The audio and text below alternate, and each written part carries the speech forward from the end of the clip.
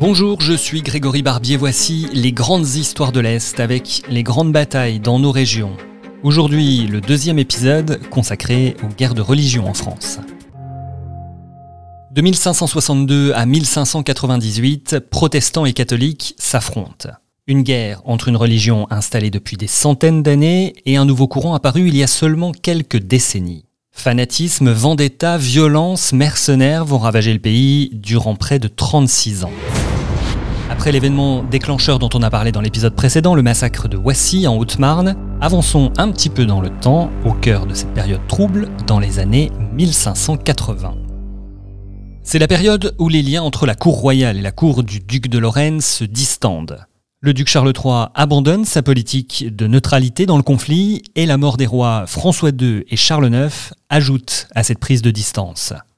Roi depuis 1574, Henri III a signé la paix de Beaulieu 2 ans plus tard. Les protestants ont désormais la liberté de culte, sauf à Paris. Et dans chaque parlement, on va devoir désormais se répartir les sièges, moitié-moitié, pour chaque religion. Mais la plupart des catholiques vivent cette paix comme une humiliation. La Lorraine devient le pays des partisans de la Ligue qui s'organisent et s'unissent contre cette paix. À la tête de cette association, Henri III, qui se proclame chef. On n'est jamais aussi bien servi que par soi-même. La première réunion se tient à Nancy en février 1580. Une seconde ligue est constituée 4 ans plus tard. Ducs et barons s'entendent avec le roi d'Espagne sur un programme bien précis.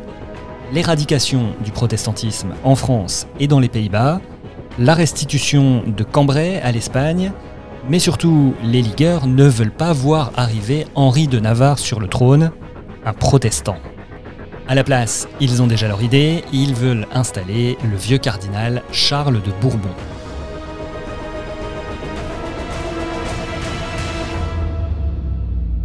L'un des membres, Henri de Lorraine, duc de Guise, est déjà maître des places de Champagne, de Bourgogne et de Picardie. En 1585, il s'empare de Verdun, puis de Toul, mais il échoue à Metz. Côté royal, Henri III craint une attaque de Paris, alors finalement, il cède. Par le traité de Nemours, il reconnaît la Ligue, l'interdiction absolue du protestantisme, et laisse certaines places aux ducs de Guise, dont Saint-Dizier, Toul et Verdun. Il va même financer une citadelle dans cette dernière ville. Désormais pourchassés, les protestants ne rêvent que d'une chose, contre-attaquer.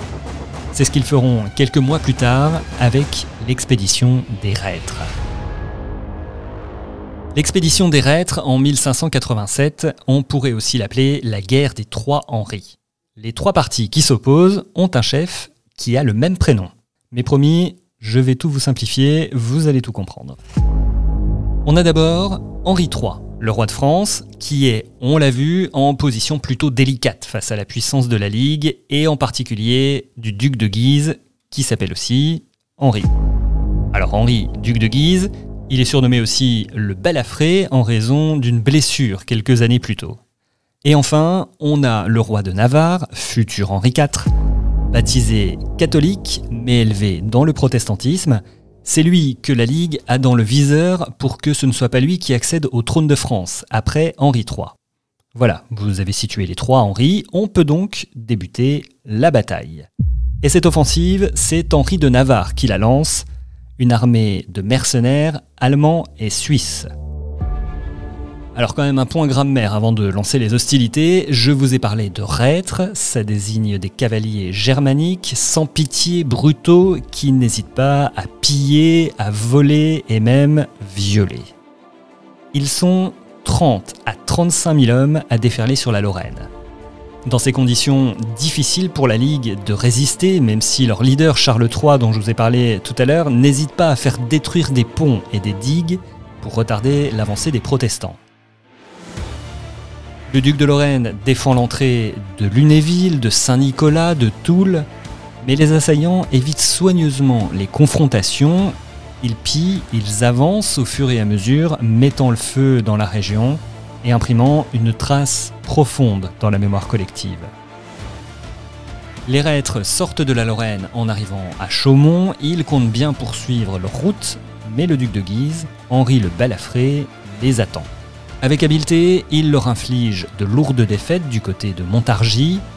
Les Suisses capitulent, les Allemands battent en retraite, affaiblis et fatigués. Avides de vengeance, les Français et les Lorrains les poursuivent jusqu'à livrer le comté de Montbéliard au pillage. Après cet épisode, une nouvelle assemblée de la Ligue est réunie en janvier 1588.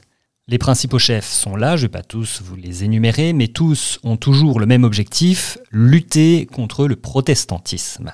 Ils somment publiquement le roi Henri III de prendre des mesures contre cette religion. C'est ce que l'on appelle les articles de Nancy. Et prudemment, le roi va différer ses réponses.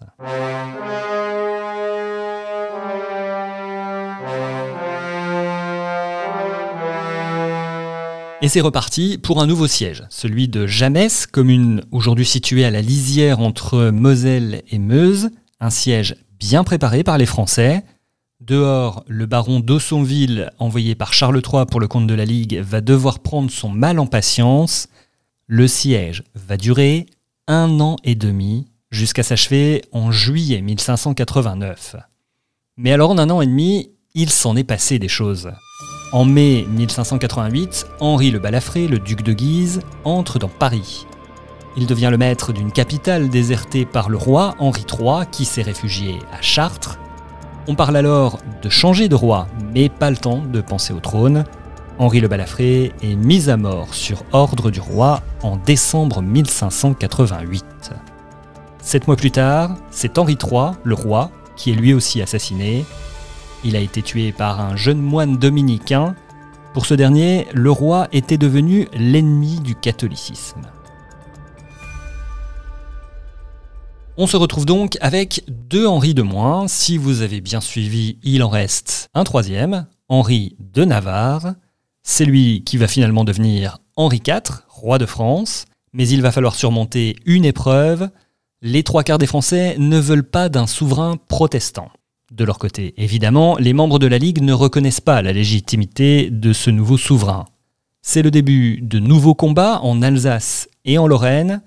Parmi eux, Metz, où le duc de Lorraine Charles III va affronter la population locale qui, elle, a reconnu la légitimité d'Henri IV. Finalement, le roi abjure solennellement le protestantisme le 25 juillet 1593. Alors, est-ce que ça suffit pour mettre fin à cette période trouble ? Eh bien non, puisque Henri IV déclare la guerre à l'Espagne et entame une campagne en Bourgogne pour décimer ce qu'il reste de la Ligue. Le 5 juin 1595 se déroule la bataille de Fontaine-Française. Alors Fontaine-Française, je vous dis quand même où c'est à la croisée entre les départements actuels de la Haute-Saône, de la Haute-Marne et de la Côte-d'Or. À la croisée aussi du destin de 3 hommes, Juan Fernández de Velasco avec les troupes espagnoles, Charles III, le fameux chef de la Ligue avec un petit groupement, et Henri IV qui va les rejoindre avec 3000 hommes. Il veut empêcher les 2 premiers d'arriver à Dijon pour secourir le vicomte de Tavannes qui est assiégé par l'armée royale. Je vous épargne les détails stratégiques, mais les Espagnols sont persuadés qu'Henri IV a toute une grande armée cachée derrière lui. Ils finissent par rebrousser chemin, ils repassent la Saône dès le lendemain. Cette victoire marque la fin définitive de la Ligue.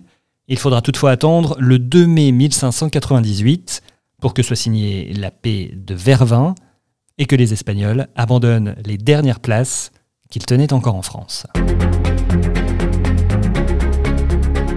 C'était les grandes batailles dans la série Les grandes histoires de l'Est, le second épisode consacré aux guerres de religion en France.